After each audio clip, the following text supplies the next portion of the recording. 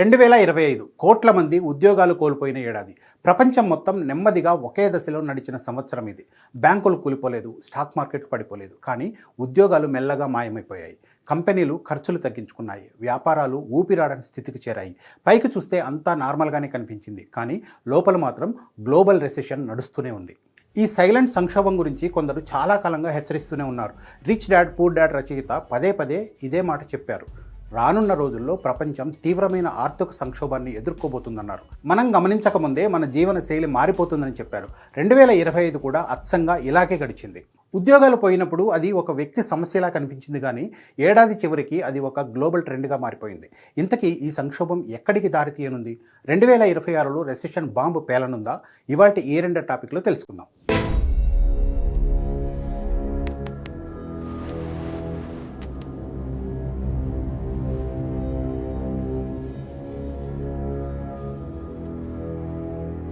నిజానికి రెసెషన్ అంటే ఒక్కసారిగా ఆర్థిక వ్యవస్థ కుప్పకూలిపోవడం కాదు.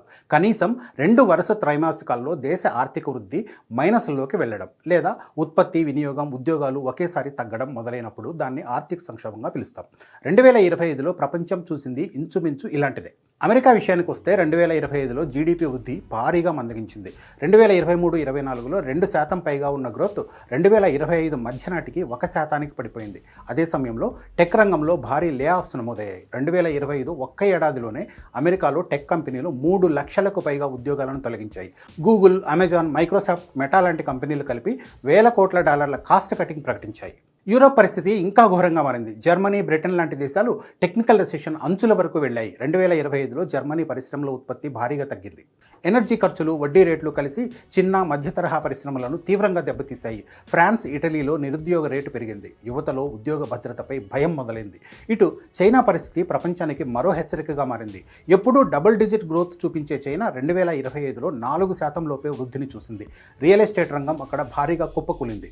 డెవలపర్ కంపెనీలు అప్పుల భారం తట్టుకోలేక చేతులెత్తేశాయి. దీని ప్రభావం ప్రపంచ సరఫరా వ్యవస్థపై పడింది. చైనా మందగిస్తే ఆసియా మొత్తం కదిలిపోతుందన్నది 2025లో మరోసారి రుజువైంది. ఇటు భారత్ బయటకు చూస్తే స్టేబుల్గా కనిపించింది. జీడిపి వృద్ధి 6-7% మధ్యలో నమోదైంది. అయితే ఐటీ రంగంలో కొత్త ఉద్యోగాల క్రియేషన్ తగ్గిపోయింది. స్టార్టప్ ఫండింగ్ 2022తో పోలిస్తే 2025లో దాదాపు 40% తగ్గింది. అనేక స్టార్టప్లు సైలెంట్గా మూసుకుపోయాయి. వేలాది మంది ఉద్యోగాలు కోల్పోయారు.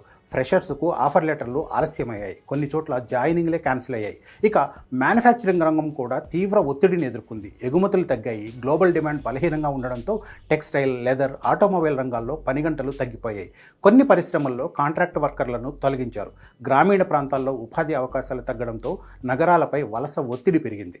నిరుద్యోగ గణాంకాలు అధికారికంగా పెద్దగా భయపెట్టేలా కనిపించకపోయినా గ్రౌండ్ రియాలిటీ వేరే. సీఎంఐఏ అంచనాల ప్రకారం 2025లో పట్టణ యువతలో నిరుద్యోగం కొన్ని నెలల్లో 8-10% మధ్యలోకి చేరింది. ముఖ్యంగా డిగ్రీ, పీజీ చేసిన యువతలో జాబ్ మిస్ మ్యాచ్ సమస్య తీవ్రమైంది. చదువు ఉన్న ఉద్యోగం లేకపోవడం ఒక సాధారణ పరిస్థితిగా మారిపోయింది. అటు ద్రవ్యోల్బణం మరో పెద్ద దెబ్బగా చెప్పాలి. ఆహార ధరలు, అద్దెలు, విద్య, వైద్యం ఖర్చులు పెరుగుతూనే ఉన్నాయి. ఆదాయం పెరగని పరిస్థితుల్లో ఖర్చులు పెరగడం మధ్యతరగతిని తీవ్రంగా ఒత్తిడికి గురిచేసింది. సేవింగ్స్ తగ్గాయి, ఈఎంఐలు భారంగా మారిపోయాయి. వినియోగం తగ్గడంతో మార్కెట్లో డిమాండ్ కూడా నెమ్మదించింది. ఒక్క మాటలో చెప్పాలంటే 2025లో ఇండియా రెసెషన్లోకి అధికారికంగా వెళ్ళలేదు, కానీ ప్రపంచ రెసెషన్ ప్రభావం నుంచి తప్పించుకోలేకపోయింది.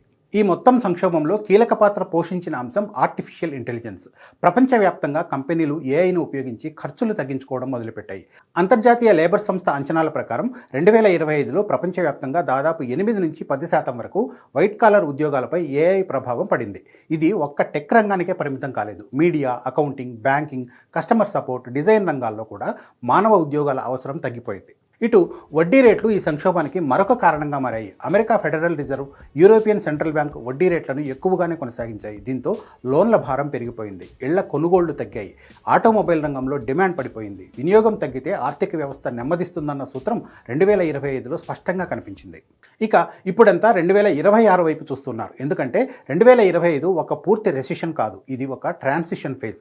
అప్పులు పెరుగుతున్నాయి, ప్రభుత్వాల ఖర్చులు పెరుగుతున్నాయి, యుద్ధాలు ఇంకా ఆగలేదు. మరోవైపు చమురు ధరలు, ఆహార ధరలు ఎప్పుడైనా పెరిగే అవకాశం ఉంది. ఇదంతా చూస్తే 2026లో భారీ షాక్ తప్పకపోవచ్చు. మొత్తంగా చూస్తే 2025 మనకు ఒక విషయాన్ని స్పష్టంగా కళ్ళకు కట్టింది. ఆర్థిక వ్యవస్థ కూలిపోవాలంటే బ్యాంకులు మూతపడాల్సిన అవసరం లేదు. స్టాక్ మార్కెట్ క్రాష్ కావాల్సిన అవసరం లేదు. ఉద్యోగాలు మెల్లగా మాయమైతే చాలు జీవితం తలకిందులవుతుంది. మరి 2026లో ఏం జరుగుతుందో wait and see. Recession bomb పేలితే మాత్రం ప్రపంచం మళ్ళీ అంధకారంలోకి జారుకోవడం అయితే గ్యారంటీ.